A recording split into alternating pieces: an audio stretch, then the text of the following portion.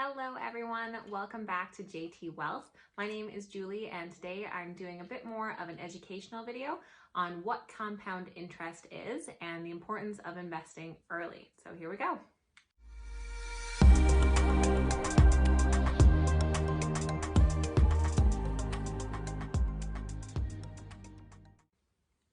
First of all, I just want to say thank you to all of the new subscribers, everybody who's been leaving comments on our videos. It's a lot of fun getting to read through them all and reply to you guys. For anybody new here, please do remember to hit like and subscribe so that you are notified of all of our new videos coming out. Really helps us grow the channel and stay connected with all of you. So today we're going over what compound interest is. In the most simplest of terms, it is basically the addition of interest to your principal balance that then helps you reinvest and earn more. So if you have $100 sitting in your bank account and it earns $10 in a certain period, the next period is then going to earn interest on that 110. So you're exponentially growing the amount that you're earning interest on. So compounding interest plays a larger role when it comes to long-term investing. The longer the time frame, the bigger impact compound investing will have on your balance. This is really important when it comes to longer-term goals such as retirement planning. Another key is going to be making regular contributions and starting these as soon as you can. They always say the best day to invest was yesterday, the second best is today. So let's take a look at a few different scenarios and see the impact that compounding interest and time have on your investment goals. For these scenarios, I am using 6.5% as the estimated rate of return. This is based on some 20-year average returns that we saw from the S&P 500 and Dow Jones and does take into account inflation. For these, we're basing your goal on retiring at 65 with $500,000. I know a lot of us want to retire earlier with much more, but just for numbers' sake, this is what we're going with. Okay, so here is scenario one. This is imagining that you got really good financial advice from an early age. So right at the age of 20, you've decided to start saving for retirement. Good for you. You are starting much younger than the rest of us and you're off to a great start. So at just $150 per month, if you continue this for 45 years all the way up to the age of 65 at that 6.5% estimated rate of return we mentioned, you're going to be able to hit that goal of over $500,000. Just a note, this is from nerdwallet.com. There's a lot of great sites with calculators on them. This is just the one that I like the look of and it's very easy to use. Now, scenario two, we're going forward 10 years in time. So let's say you're about 30 years old now. Realistically, probably we're more of a start getting a bit more serious about our finances and actually planning for retirement. Now we're looking at over $300 a month in order to hit that $500,000 mark.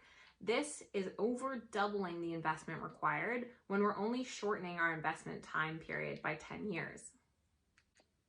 Our final scenario here compares how much you would need to save if you waited until 40 years old to start investing. Now, this means that your time span has shortened down to 25 years.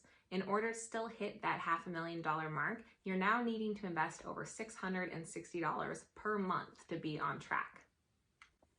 So taking a look at what that really means with the numbers, you can see here that we are doubling our money much faster than we are cutting our time frame. So going from 45 years to 25 years is less than half of the time frame, but is over 4 times the dollar amount that you are now required to invest to hit that same target.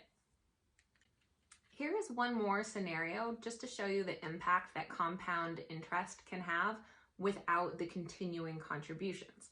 So $150 for 45 years is a long time period and it can be scary to commit to that and just maybe not realistic. So let's say you did start at 20 years old, you're on the right track.